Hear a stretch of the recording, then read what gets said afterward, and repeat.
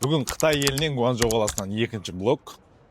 Және де бұл блокта біз Қытайда өмір сүру үрдістерін және де одан бөлек автобөлшектерді қалай іздейміз, қалай көреміз, көрсетеміз. Ал бірінші очередь біз барып шаш қию қалай болады, және де бізден қаншалықты разницасы бар. Басымыз тік төртбұрыш болып қалмай ма, соны көретін боламыз.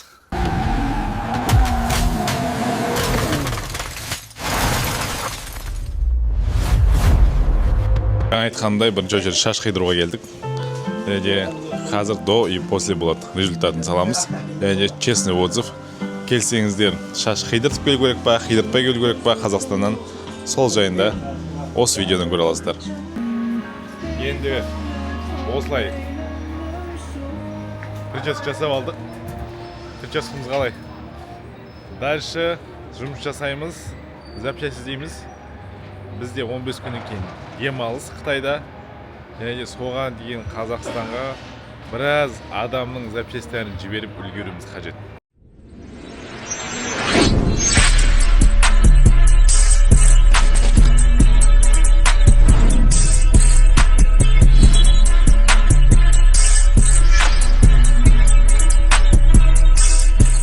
Саф Автопарт сіздерге пайдалы ақпараттарды жеткізуден шаршамаймыз. Қытайда Гуанчжоу қаласында менің артымда тұрғандай, жаңа видеода көргендеріңіздей, осындай авторазборлар бар. Бұл жердегі разница қандай десеңіздер, мұның барлығы оригинал детальдар. Және де Қытайдың өзінің ішінде осындай жақсы машиналар өте көп. Және де Қытайдың автозаводтарымен бірігіп BMW өзі жеке бұл жерде завод ашылмайды.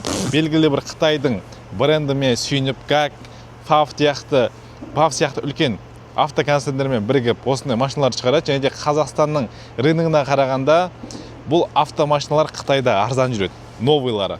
Және де бушный детальдар да бұл жерде соған байланысты арзан болады.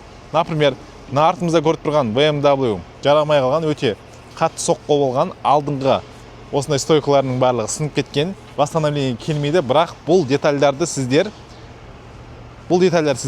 оригинал детальдарды өзіңіздің машинаңызға қажет болатын болса ала аласыздар.